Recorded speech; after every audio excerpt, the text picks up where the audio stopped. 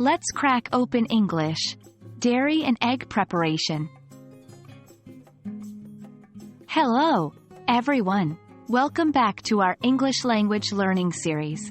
Today, we're going to take a delicious dive into the world of food and dining. Specifically, we'll be talking about dairy and eggs, and how we prepare them in English-speaking cultures. It's going to be an extraordinary journey, so let's get started. First, let's start with dairy.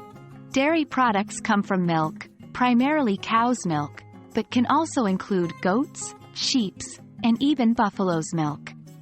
Some of the key vocabulary you should know in the dairy world includes milk, cheese, cheddar, mozzarella, Swiss, blue cheese, and many more. Butter, cream, yogurt, ice cream.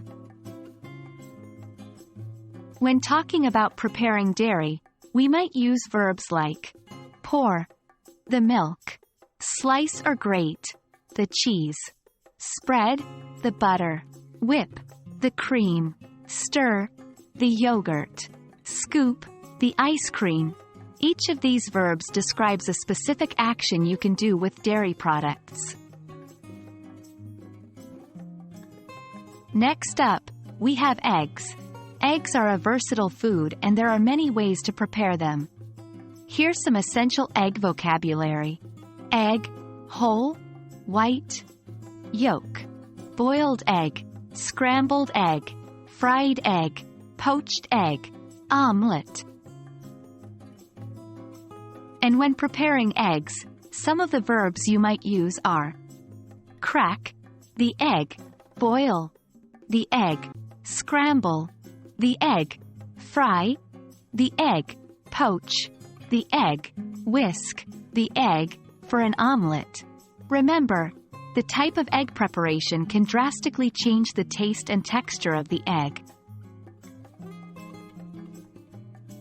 Dairy and eggs are fundamental ingredients in many recipes. Here are some phrases you might come across. Add 2 cups of milk. Beat the eggs until fluffy. Stir in the cheese. Top with a scoop of ice cream. Spread butter on the bread. Pour the cream over the dessert. These phrases can be found in cookbooks, recipe websites, and cooking shows. And that's our exploration of dairy and eggs in English.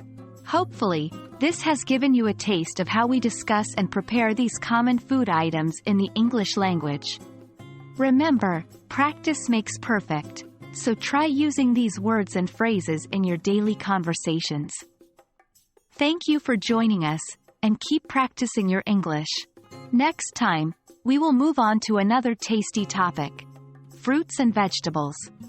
See you in our next video. Happy learning, everyone!